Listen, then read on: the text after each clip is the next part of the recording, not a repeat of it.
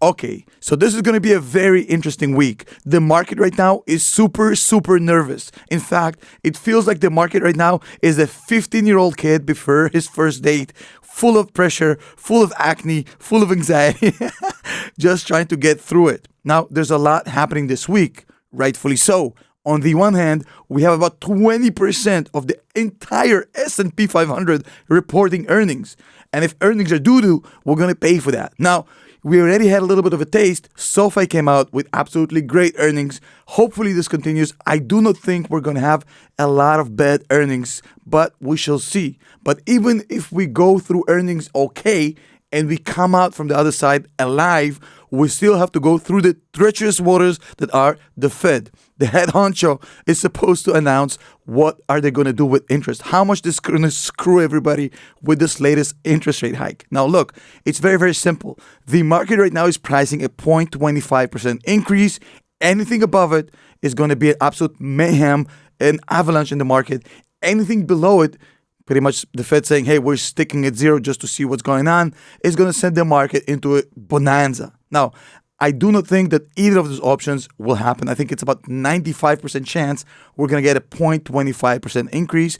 At this point, anything that differs from it is going to send the market either flying up or flying down. Now, we had Mohamed Al-Arian actually saying he thinks the Fed should increase by half a percentage point this time, not 0.25, but I wouldn't jump on his neck so fast. I know we don't like to see these interest rate hikes because they hurt the stock market, but what he's saying may actually make a lot of sense. Basically, he's saying we got to rip the Band-Aid fast.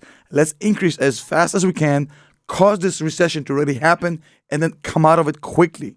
Let's not drag it out, because dragging it out might create even longer recession. There is a point to be made here. I don't think he's entirely wrong. Now, let's move on to the second topic. Tesla got a massive upgrade today.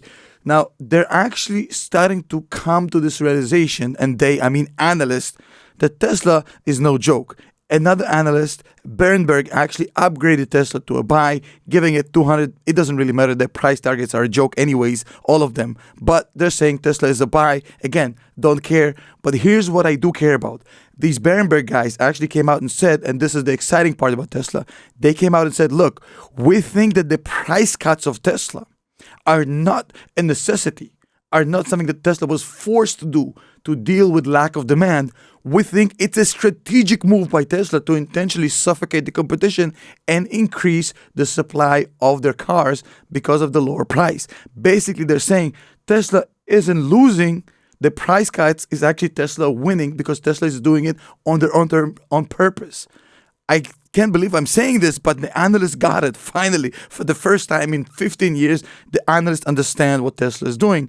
And it goes along with Morgan Stanley, for example. Last week, they gave it 220, also another increase. So the analysts are starting to figure out that Tesla reducing prices is actually a 4D chess move, and it's brilliant. Now, of course, Tesla is part of the same market. If the market goes to shit, we know what's going to happen. Tesla stock can drop. It's a very volatile market. It's a very fragile rally. This year can be absolutely horrendous for the macro. And if the entire macro, if the stock market is going to be in a world of pain, Tesla is not going to be immune. So there's a good chance Tesla stock can go back down to 100. Who knows? But if you're investing in a company, you don't care. If you're buying a piece of the business, you're looking what the revenues are. What is the balance sheet? How good is the management? You're buying a piece of the business. What do you care about the publicly traded price of a share?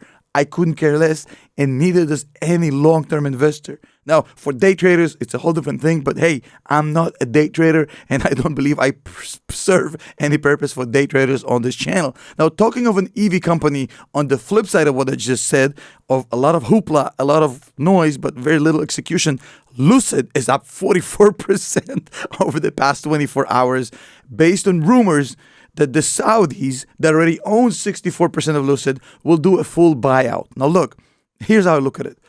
If you already own 64% of a piece of turd, why would you buy 100% of this piece of turd? At this point, LUCID has failed to provide any sort of proof of execution. The cars are not on the roads. The infrastructure does not exist. Nobody's actually seeing these LUCID cars on the road. Ramp up is non-existent. How many cars have they printed out? I'm sorry, I didn't print it out. How many cars did they produce over the past year?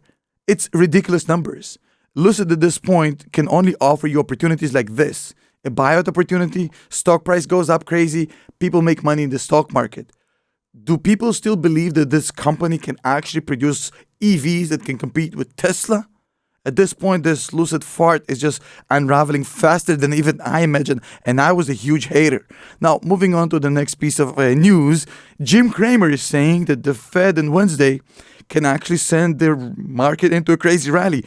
Bulls party on, pretty much. Now, when Jim Cramer says this, I know things are about to get very, very bad. If Jim Cramer is calling for a rally on Wednesday, you better watch out because you know what this means. It's absolutely going to be a world of pain. Thank you, Jim Cramer, for being the best in the world in opposite indicators. Thank you, Jim, for that. Now, before I let you go, one important piece of information. So Hindenburg, I promised you I'll talk about it. Hindenburg released a damning report allegedly saying that Adani Group, a $220 billion Indian company, the second largest company in India, owned by Gautam Adani, who used to be the second largest, richest man in the world, currently seventh, partially due to this report, basically saying that they did a lot of Enron-like shenanigans with accounting, and they defined it the largest corporate con in history. Now, I don't know if this is the largest or not. It's just alleged based on the Hindenburg report. I'm not saying that they did or they didn't, but essentially the report sent the share price flying down by 25%, and I'll tell you in a second what the allegations are. But they also cost Mr. Adani himself about $30 billion. He went from 120 to about $90 billion in valuation in personal value. Now, what they're saying essentially is that over the past 3 years, this Adani group shot up by 800%. And now, mainly they're saying this happened because they've set up about 600 subsidiaries around the world, mainly in Caribbean islands and Mauritius and places like this. And these subsidiaries basically created the web of network companies that are owned by sort of trusts that are owned by beneficiaries, which ownership is unclear, no employees, no substance, no nothing. And these companies essentially used money that came from the public company to actually trade in the stock of the company and prop it up. In some points in the report, they actually say that 30 to 50% of the institutional buying and selling activity of Adani Group happened through these 600 companies that are essentially beneficially owned, allegedly, by Adani Group.